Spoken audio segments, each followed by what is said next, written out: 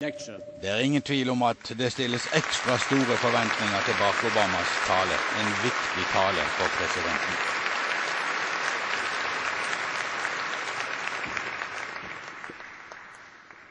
Your Majesties, Your Royal Highnesses, distinguished members of the Norwegian Nobel Committee, citizens of America, and citizens of the world. I receive this honor with deep gratitude and great humility. It's an award that speaks to our highest aspirations, that for all the cruelty and hardship of our world, we are not mere prisoners of fate. Our actions matter and can bend history in the direction of justice. And yet I would be remiss if I did not acknowledge the considerable controversy that your generous decision has generated. In part, this is because I am at the beginning and not the end of my labors on the world stage. Compared to some of the giants of history who have received this prize, Schweitzer and King, Marshall and Mandela, my accomplishments are slight.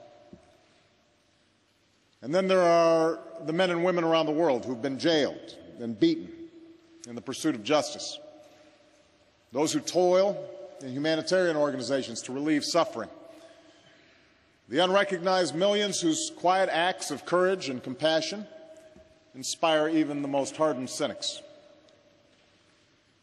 I cannot argue with those who find these men and women, some known, some obscure to all but those they help, to be far more deserving of this honor than I. But perhaps the most profound issue surrounding my receipt of this prize is the fact that I am the Commander-in-Chief of a military, of a nation, in the midst of two wars. One of these wars is winding down. The other is a conflict that America did not seek, one in which we are joined by 42 other countries, including Norway, in an effort to defend ourselves and all nations from further attacks. Still, we are at war. And I'm responsible for the deployment of thousands of young Americans to battle in a distant land. And some will kill, and some will be killed.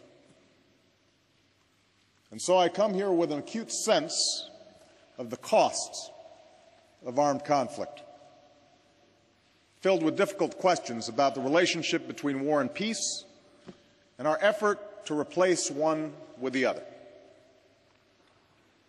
Now, these questions are not new. War in one form or another appeared with the first man. At the dawn of history, its morality was not questioned. It was simply a fact, like drought or disease. The manner in which tribes and then civilizations sought power and settled their differences. And over time, as codes of law sought to control violence within groups, so did philosophers and clerics and statesmen seek to regulate the destructive power of war. The concept of a just war emerged, suggesting that war is justified only when certain conditions were met, if it is waged as a last resort or in self-defense, if the force used is proportional, and if, whenever possible, civilians are spared from violence. Of course, we know that for most of history, this concept of just war was rarely observed. The capacity of human beings to think up new ways to kill one another proved inexhaustible, as did our capacity to exempt from mercy those who look different or pray to a different God. Wars between armies gave way to wars between nations, total wars, in which the distinction between combatant and civilian became blurred.